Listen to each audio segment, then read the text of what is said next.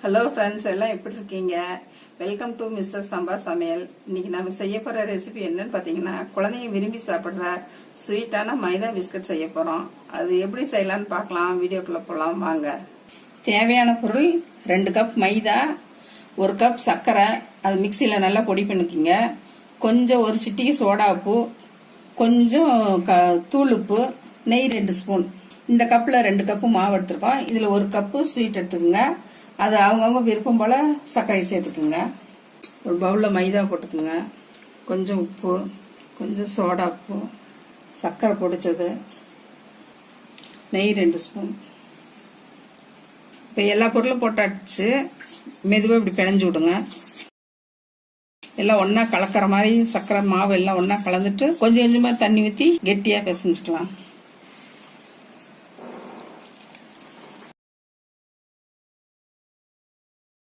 சர்க்கரை போட்டிருக்கனால கொஞ்சம் லூஸ் ஆயிரும், அதனால கொஞ்சம் டைட்டாக பிணைஞ்சுக்குங்க.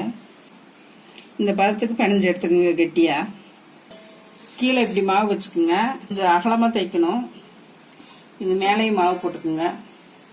ரொம்ப லேசாக தைக்க வேண்டாம்.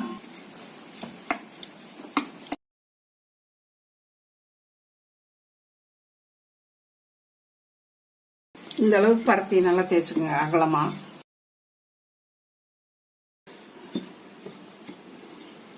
இங்க ஒரு கத்தியில பீஸ் போட்டு டைமண்ட் ஷேப்பு, ரவுண்ட் ஷேப் எது வேணா போட்டுக்கலாம். அவங்கவுங்க விருப்பத்துக்கு போட்டுக்குங்க.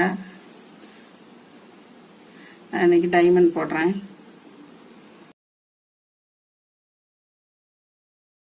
உங்களுக்கு பிடிச்ச ஷேப்ல கட் பண்ணி எடுத்துக்கிட்டு ஒரு தட்டுல மாத்திடலாம்.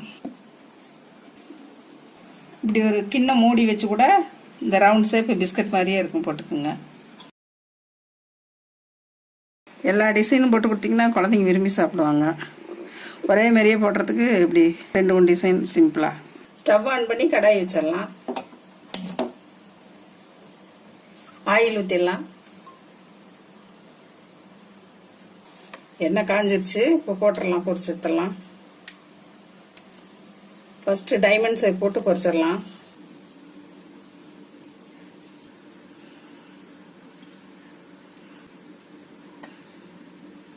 மாவு பிணைஞ்சிட்டா ஒரு 5 நிமிஷத்துல சுட்டு முடிச்சிடலாம். குழந்தைங்க ஸ்கூல் விட்டு வரத்துக்குள்ள டக்குன்னு சீக்கிரம் செஞ்சிடலாம் 5 நிமிஷத்துல. இது செஞ்சு வச்சிட்டீங்கன்னா ஒரு வாரத்துக்கு நல்லா இருக்கும். ஒரு பிளாஸ்டிக் டப்பால காத்து போகாம கப்புன்னு மூடி வச்சிட்டீங்கன்னா குழந்தைங்க ஸ்கூல் விட்டு வந்தாங்கன்னா சாயந்தரம் ஈவினிங் எடுத்து கொடுக்கலாம்.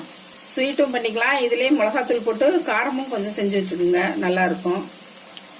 கருகிராம 2 பக்கம் திருப்பி விட்டு எடுங்க. இந்த சவுண்ட் அடங்குனதும் எடுத்துடலாம், வெந்துருச்சுன்னு அர்த்தம்.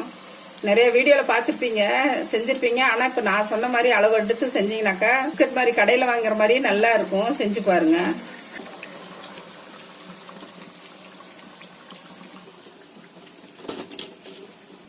இப்ப இந்த ஷேப் மாடல் போட்டுடலாம்.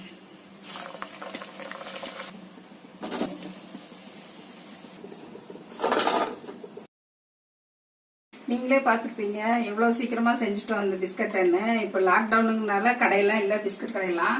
அதனால குழந்தைங்களுக்கு நீங்க இது வீட்டுல செஞ்சு கொடுங்க. பெரியவங்களுக்கு இதுலயே காரம் நான் செஞ்சு காட்டுறேன். இனி வரும் ரெசிபில எல்லாம் போடுறேன் ஒன்னா. பாருங்க, நல்லா சவுண்ட் வருது பாருங்க. பிஸ்கட்ஸ் எல்லாம் சுட்டு எடுத்துட்டு ஆறுனதுக்கு அப்புறம் டப்பால் போட்டு நல்லா மூடி வைங்க டைட்டா.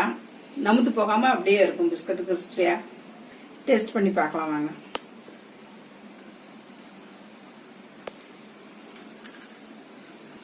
பாருங்க எவ்வளவு கிறிஸ்பியா இருக்குது. இது ஒரு வாரம் வச்சு சாப்பிடலாம். நல்லா டப்பால மூடி வச்சிட்டீங்கன்னா பிளாஸ்டிக் டப்பால போட்டு குழந்தைங்களுக்கு எடுத்து கொடுக்கலாம். இனிப்பு எல்லாம் சரியா இருக்குது. இப்போ நான் சொன்ன அளவே நீங்களும் போட்டு செஞ்சு பாருங்க. இந்த சேனல் பிடிச்சிருந்தா மிஸ்ஸஸ் சம்பா சமையலுக்கு சப்ஸ்கிரைப் பண்ணுங்க. மறக்காம பெல் பட்டன் கிளிக் பண்ணுங்க.